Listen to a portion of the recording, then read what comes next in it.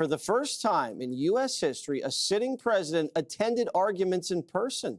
It was all about the legality of his day one executive order, ending birthright citizenship for the children of illegal immigrants. The president says the goal is stopping Americans from getting ripped off. The reason was it had to do with the babies of slaves and the protection of the babies of slaves. It didn't have to do with the protection of multi-millionaires and billionaires wanting to have their children get an American citizenship. It is the craziest thing I've ever seen. People are making a big living, getting hundreds of thousands and even millions of dollars from bringing people in and saying, congratulations, your whole family is going to be a citizen of the United States of America. That's not what it was for. And the numbers back up the president. Nearly 1 in 10 babies born in the United States in 2023 were born to unauthorized or temporary status mommies. But that fact is lost on liberal freaks like this guy in a pink frog costume. And check out this Democrat's foul-mouthed meltdown. You ready? Rep. Susie Lee posting and then deleting. It's a whole lot of F-bombs. She's defending her comments, saying that Trump's attack on the Constitution struck a nerve. Dana, do you want to take on the birthright citizenship, or you want to talk about Susie? Susie, I didn't even know who she was. Susie Lee. No, I'll let her go. Sounds like you after a few drinks. She's just totally irrelevant. What is relevant is a few things here. So for a long time leading up to this, people have been saying, people as in legal scholars, that President Trump was likely to lose on this. It's not that the issue isn't an important one. It's that going about it through an executive order might be the wrong way to try to achieve a policy goal. Over and over again, what do we face? Congress just abdicates its responsibility, walks away, and presidents get frustrated. And they said, we want to solve something. So on day one, President Trump, who has thought about this issue for many years, he's run on immigration, he says, this stops today. And it's interesting because all of a sudden, the Democrats are strict constitutionalists and they love the originalism argument, of which they have hated from Thomas and Alito, Barrett, Kavanaugh, and Roberts. But now all of a sudden, they're like, that's not what the Constitution says. And so as somebody who, I have always believed that let's stick with the Constitution. However, I also think that there's nothing wrong with the Supreme Court saying to the Congress, this issue should be fixed, but it's not going to work with just this executive order. Now, maybe it'll turn out that the president wins on this one. But this is the last point I'll make on this that I thought was so disturbing because I don't really understand it. Maybe somebody here is going to explain it to me. In 2006, I was deputy press secretary, and the average poll of how people felt about this issue was that 45% of Americans thought that everyone who was born in America automatically became a U.S. citizen. 45%. Today, it's 69% think that anyone who was born in America, even after all of these things, all these stories, people coming here just to have their babies. And I'm not sure where public opinion changed on this. I could maybe take a guess, but it's gone up steadily since 2006. And so if Congress were to take it on, I'm not sure how it would turn out. Well, if you're a green card holder, Jessica, you come here, you have a baby, that baby's an American citizen, and that's fine. What you're saying is that if you're an illegal alien whose allegiance is to Guatemala and he crosses over and dumps a baby out, then all of a sudden they're a citizen and so's the mother, or a tourist from China to come in, have a baby in like American Samoa and then go back to Beijing. It's being abused. You'd agree with that? Not completely. You wouldn't I think agree that that's also abuse?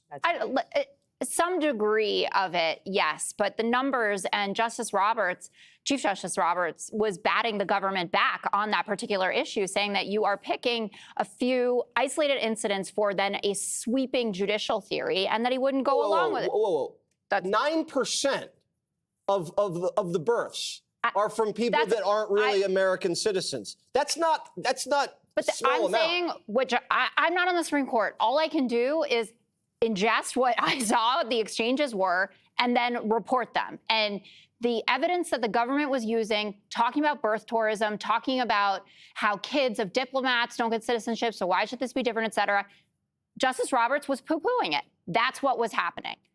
Dana's totally right about the close 70% of people who approve of birthright citizenship right now. I think you get into very sticky territory if you're talking about people who are on even temporary visas. If someone overstays it by a week or two, you have people in the U.S. government right now, Marco Rubio, Kash Patel, Usha Vance. These are people who have their citizenship because of birthright citizenship.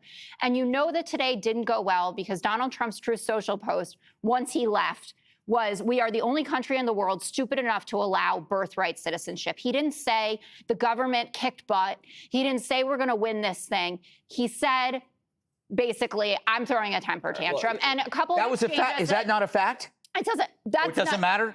No, it actually doesn't matter because you know how he behaves when he's excited about something. You know how he You're behaves when he's focusing on upset. emotion and not the fact that he said the absolute Hold on one truth. second. The government did not seem in certain exchanges to be prepared to come and talk to these justices. Like Neil Gorsuch is going to ask you about Native Americans.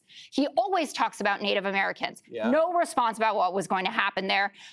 Justice Barrett talking about... It's already been adjudicated. Native Americans He said, oh, I have don't think so. citizenship. No, did you hear him? Did you listen to how he responded? He said, I don't know. I don't think so. Justice Barrett, another time that happened.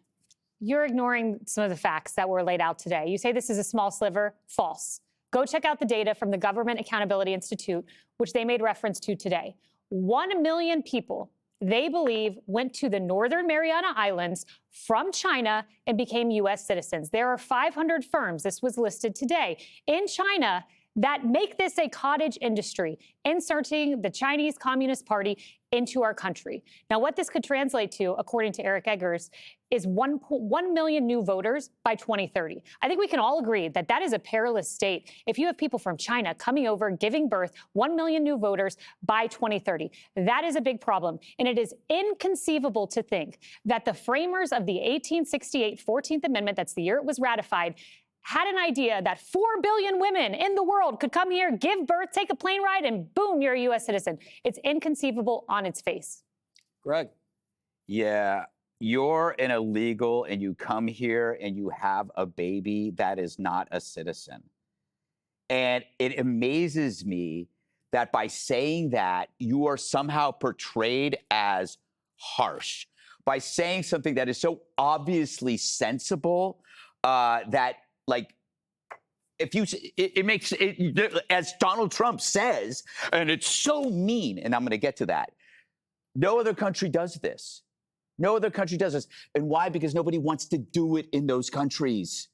There's nobody clamoring in to try to game the system to have babies in Haiti. All right? So you're saying they're all coming here. What does that tell you? The system is being gamed.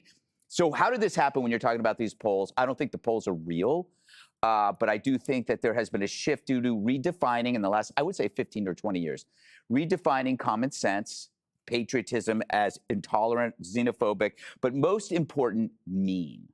So if you think about every segment that we do or every position we're on, we are always portrayed as mean. Mm-hmm. So when you say men cannot be women, men cannot be in women's sports, you are intolerant and you are mean. If you say illegals need to be deported, all illegals, I think the worst first, but in the long run, you never know who the worst is first because you let them all in. Yes, that is so mean. You think this guy should go to prison? I mean, he had a terrible upbringing. Yes, he should go away for 25 years. That is so mean. Every single policy that the Democrats try to shove down your throats is based on the fact that somehow when you take a stand to protect your country or your family, it's somehow mean. This is like, I really do think this is a dangerous culture. Now, I keep thinking to myself, what if the supporters of birthright citizenship were gung-ho patriotic Americans who said, we need to do this, and we align it with a dedicated citizenship assimilation path. So we have the American ideal protected, valued, cherished. I'd be like, wow, that's pretty amazing that these people feel that way. But the problem is the people that are pushing birthright are the people who reject American culture, who reject assimilation, who embrace the so-called tenets of diversity and identity politics, who believe that America as an idea is not just flawed, but evil and in need of radical change. So I don't trust. This is why all the arguments about birthright citizens are what ifs. analogies. Kenji Jackson Brown, my favorite artist, was comparing it to getting your wallet stolen in Japan. They cannot live in the real world where you see the incentives and you see the actual data. So instead, they live in analogies. And then they look at you and they go, you're just mean. And everybody said so. We have this poll that says you're just really mean for believing this way. I don't care. We're right on this. If an illegal has a baby in your country and that makes that baby a citizen, no. But duh. does Justice Roberts then fall into the category? I don't know. He's got. No, I just think that also He's not right about everything. And Supreme Okay. Courts have made decisions, and so have politicians that have been wrong, and were left that way for a century. But I can think of a couple of them, Jessica, that were then overturned. But we let Congress off the hook over and over again. Britain did have birthright citizenship, and in the late 1800s, they changed it by law. You can do something without an executive order that's going to fail in the Supreme Court. It just takes a little gumption. Gumption. Watch your mouth. Wow, man, you and Susie. Get a hold Wow. of yourself. Gumption. Be sure to like and subscribe for all the Fox News latest on YouTube and catch full shows streaming now on Fox One.